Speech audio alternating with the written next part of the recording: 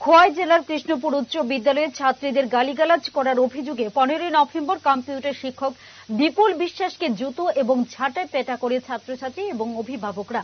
এই ঘটনায় শিক্ষক মহলে বিশেষ আলোড়ন সৃষ্টি হয়। বিভিন্ন শিক্ষক সংগঠন থেকে এই ঘটনার প্রতিবাদ করা হয়।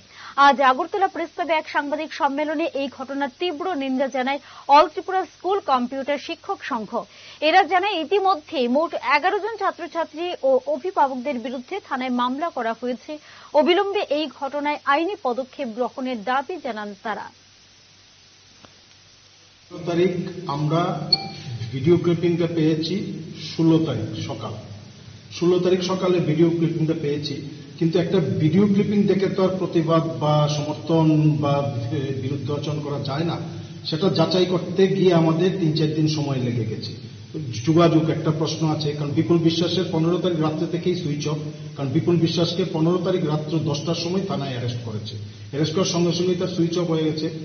একটা সাধারণ নিম্ন মধ্যবিত্ত ফ্যামিলিতে, শিক্ষিত মধ্যবিত্ত ফ্যামিলিতে যখন এই ধরনের একটা ঘটনা আসে, স্বাভাবিকভাবে সবাই একটা মানসিক দিক দিয়ে মর্মাহত হয়ে যায়। তাই যোগাযোগটা করতে আমরা স্বীকার করছি 3-4 দিন সময় লেগে গেছে।